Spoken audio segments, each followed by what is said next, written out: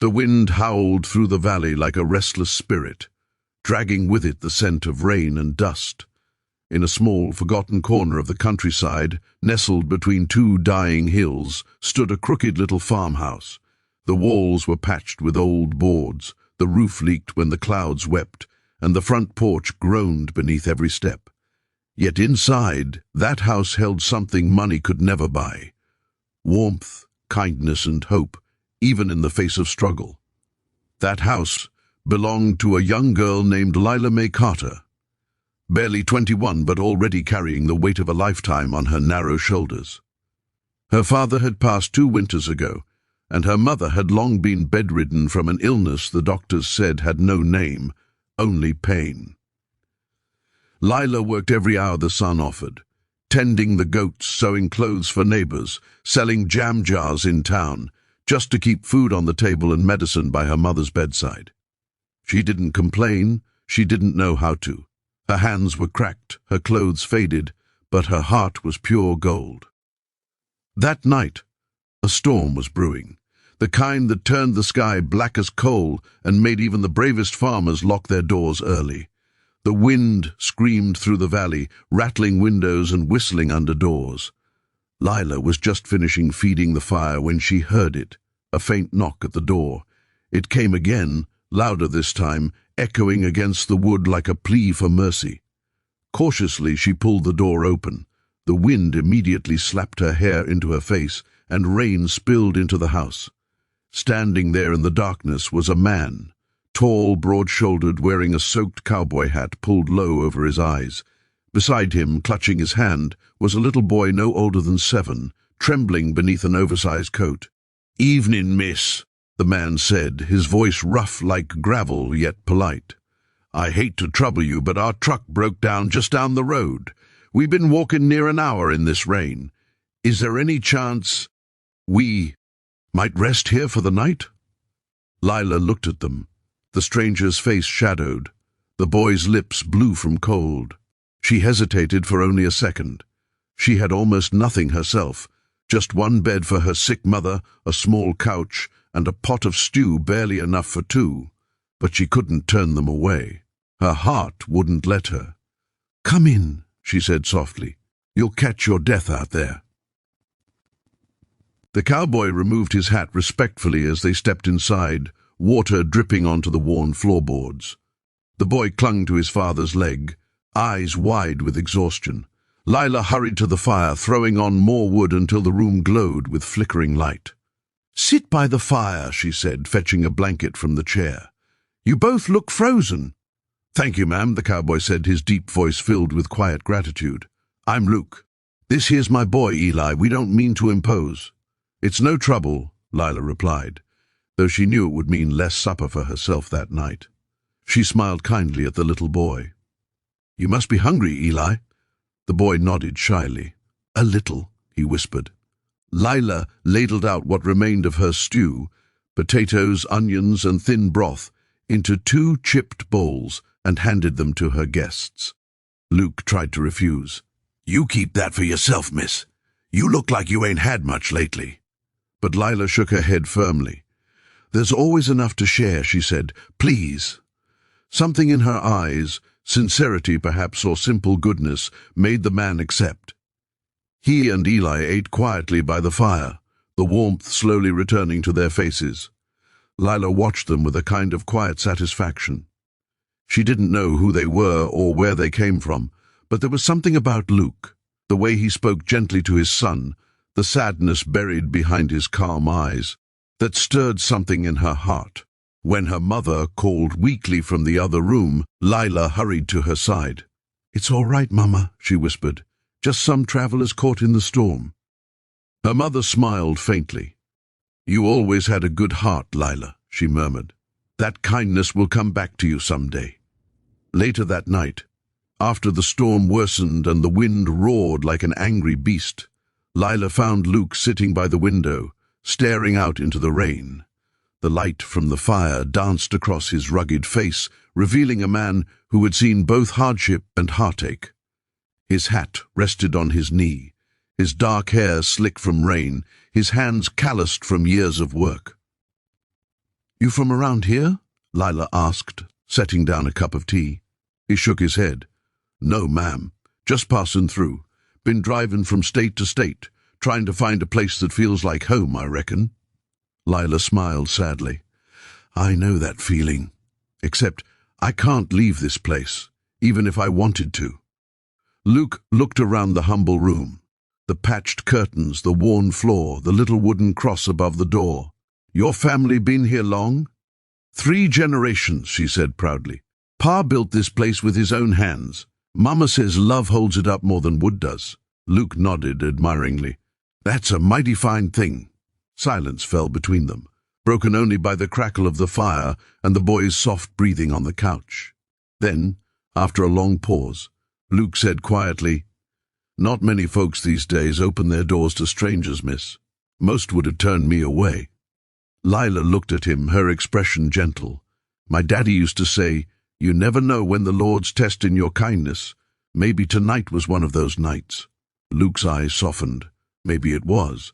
Outside, thunder rolled like distant drums. Inside, a strange calm settled. 2 souls from different worlds bound for one night by fate and faith. Lila didn't know that the man before her wasn't just a wandering cowboy. She didn't know he carried a secret, one that could change her life forever. As the storm raged on, Luke watched her move about the small home, tucking her mother in, tending the fire, cleaning the dishes with hands worn but graceful. There was something humbling about her simplicity. She had almost nothing, yet she gave as though she had everything. When she finally sat down, exhausted, he said softly, "You remind me of someone I used to know." "Oh?" she asked. "Who's that?" "My wife," he said after a pause. "She passed 3 years ago. Always put others before herself, just like you."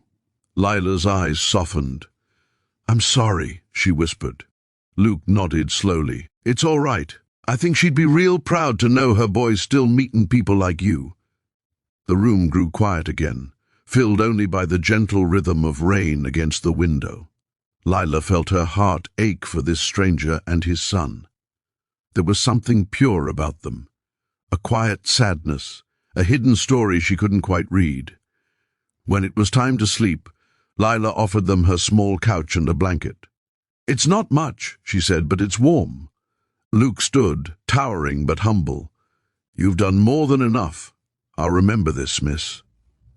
"You don't have to," she replied with a tired smile. "Just promise to pay it forward someday." He smiled faintly. "I will." That night, as the storm finally began to fade and the world grew quiet, Lila lay awake in her small bed beside her mother's room, listening to the steady breathing of the strangers she'd taken in. She didn't know why, but something in her heart told her this night would change everything.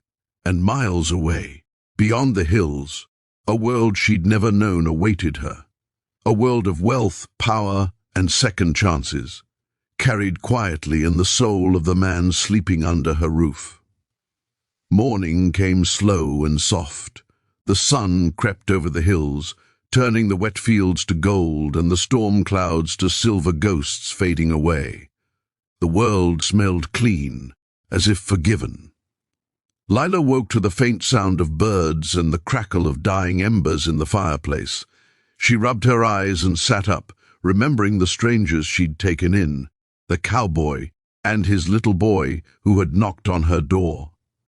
In the middle of a storm. When she stepped into the small kitchen, she found Eli, the boy, sitting quietly at the table, his big brown eyes following her every move. He smiled shyly when she entered. "Morning, ma'am," he said in that sweet, polite tone only children raised with love could have. "Good morning, Eli," she said warmly. "Did you sleep well?" "Yes, ma'am," he said. "It was nice and warm." She smiled. "I'm glad. I'll fix us some breakfast." Luke wasn't there. His hat was missing from the chair, and through the window she saw him outside, already working. He was in her field, mending a section of the fence that had fallen during the storm. Lila frowned, surprised. She hadn't asked him to, but there he was, sleeves rolled up, hammer in hand, moving with quiet purpose. When she brought him coffee, he paused, wiping the sweat from his brow.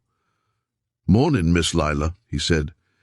"You didn't have to do that," she said, handing him the cup. He smiled faintly. "You didn't have to take us in. Figured I'd return the favor." His words were simple, but they carried a weight of sincerity that made Lila's heart ache. As they stood there under the pale morning sky, Lila noticed something different about Luke. The way he looked around her land, not with pity but with respect. He saw the hard work behind every crooked fence and patched roof, and in his eyes, she wasn't just a poor girl surviving. She was a woman building something sacred out of almost nothing. When they sat down for breakfast, Luke's gaze wandered to the little shelf above the table. A few books, a cracked photograph of Lila's parents, and a small tin jar labeled medical fund. Inside were only a few coins. Lila caught him looking and smiled weakly. "Mama's medicine costs more than I can make most months," she said. "But we get by. God always finds a way." Luke nodded slowly, his jaw tightening.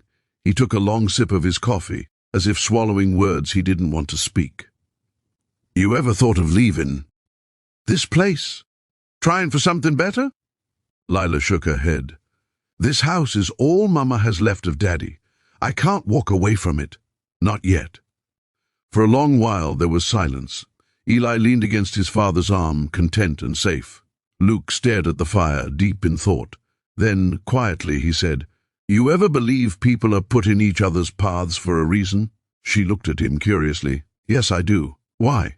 He hesitated, his eyes meeting hers with a strange mix of kindness and regret. "Because I think last night wasn't just luck. I think maybe I was meant to find you." Before Lila could reply, her mother coughed from the other room. Lila rushed to her side, bringing water and whispering comfort. Luke watched her from the doorway, the tenderness in her hands, the care in her voice. That simple act struck him harder than any storm. When her mother fell back asleep, Lila turned to him and smiled faintly. "She's been getting weaker lately. But she always says the Lord never closes one door without opening another." Luke's hand tightened around his hat. "She's a wise woman," he said quietly. Later that day, the sun climbed high, and the ground began to dry. Luke's truck still sat by the road, half buried in mud. Lila helped him carry his tools to fix it. As they worked side by side, the air between them filled with quiet laughter and small talk. She told him about her dreams. To fix up the old barn, to plant a bigger garden, to someday turn her little land into something beautiful. Luke listened, his heart heavy. Every word she spoke made him admire her more, her strength, her hope, her unshakable faith despite everything. When the truck finally roared back to life, Eli clapped his hands in delight. "Daddy fixed it!" he cheered. Lila smiled at the boy, but her heart sank a little. She knew it was time for them to leave. "I'll pack you some food for the road," she said quietly, turning away so they wouldn't see the sadness in her eyes. When she returned with a small basket, bread, apples, and a jar of jam, Luke took her hand gently. "Miss Lila, I don't rightly know how to thank you," he said. "You showed me and my boy more kindness than most folks with 10 times what you have." "You don't need to thank me," she replied softly. "Just promise me you'll help the next person who needs it." He smiled, but there was something else in his eyes, something unspoken. "Can I ask you something?" she said hesitantly. "What is it you do for work? You don't seem like an ordinary cowboy." Luke chuckled lightly. "You got a sharp eye, miss. Let's just say I've worn a few hats in my time, some fancier than this one." He tapped his old Stetson and smiled. "Maybe someday I'll tell you the whole story." Lila nodded, though she didn't expect to ever see him again. They drove off in a cloud of dust, the rumble of the old truck fading into the distance. Lila stood by the fence, watching until they were nothing but memory against the horizon. She sighed, turning back toward her small house. But she didn't know Luke hadn't really gone far. 3 days later, a knock echoed through the farmhouse again. Lila opened the door, expecting a neighbor. Instead, she froze. There stood Luke, clean-shaven this time, dressed not in a dusty jacket, but in a pressed shirt, boots polished, and behind him, a brand-new black pickup truck. Eli stood beside him, grinning wide. "Mr. Luke?" she stammered. "You came back?" He smiled gently. "Told you I'd remember your kindness." Before she could speak, another man stepped forward from the truck, wearing a suit, holding a briefcase. "Miss Carter?" he asked. "I'm Mr. Henderson, legal representative for Mr. Luke Tanner." "Legal representative?" she repeated, confused. Luke took off his hat, his voice steady. "Miss Lila, there's something I didn't tell you that night. I wasn't just passing through. I was heading back to the ranch, my family's land, the Tanner Ranch. Maybe you've heard of it." Her eyes widened. Everyone in 3 counties knew the Tanners, the richest ranchers in the state, owners of thousands of acres, cattle, and oil wells. You're that Luke Tanner?" she whispered. He nodded. "That's right, I left it all a few years back after my wife passed. Needed time to remember what mattered. I got lost for a while. Then the storm hit, and I found your door." Lila's knees felt weak. I don't understand." Luke stepped closer. "You opened your home to a stranger when you had nothing to give but kindness. You didn't treat me like a name or a bank account. You treated me like a man. And that," he paused, his voice thick with emotion, "reminded me who I used to be." Tears welled in her eyes. "You don't owe me anything, Mr. Tanner," he smiled. "Maybe not, but I want to." He nodded to the lawyer, who opened his briefcase and handed her an envelope. Inside were papers, official documents, transferring ownership of 10 acres of fertile land bordering the Tanner estate, along with a check large enough to rebuild her farmhouse and pay for her mother's treatment. Lila gasped, her hand trembling. I can't accept this." "Yes, you can," Luke said firmly. "Consider it an investment, not in land, but in goodness. This world needs more of that." Eli tugged on her dress and smiled. "Daddy says good hearts deserve good things." Lila couldn't hold back her tears. "I don't know how to thank you." Luke looked at her, his eyes soft and full of quiet understanding. "You already did, the night you opened your door." Behind them, the golden sunlight fell across the valley, her valley now, as if the heavens themselves were blessing the moment. Lila's mother came to the doorway, weak but smiling, her eyes shining with disbelief. "Mama," Lila whispered, showing her the papers. "We can fix the house. We can get you the medicine." Her mother clasped her hands together and whispered, "Didn't I tell you, child? The Lord never closes one door without opening another." Luke tipped. "His hat, ma'am, I reckon he used a storm to do it this time." Everyone laughed softly, the kind of laughter that feels like healing. Weeks passed, and Lila's small home began to transform. Workers repaired the roof, painted the walls, and planted new fields. Her mother's health improved with proper medicine. The once-forgotten corner of the countryside began to bloom again. Luke and Eli visited often, sometimes to check on progress, sometimes just to share a meal. Lila grew fond of the boy, and slowly, something even deeper began to grow between her and Luke. A quiet, genuine affection born not of wealth or need, but of shared hearts. One evening, as the sun set over the hills, Luke stood beside her on the porch. "Funny thing," he said softly, "how the storm that broke my truck brought me home." Lila smiled. "And the girl who opened her door changed everything." He looked at her, eyes warm. Maybe that girl was the real blessing I'd been praying for. Lila's heart fluttered, but she said nothing, just smiled at the man who had once been a stranger and was now something much more. As the last light faded, Luke reached for her hand. No matter how rich a man is, kindness is the only treasure that never loses its worth.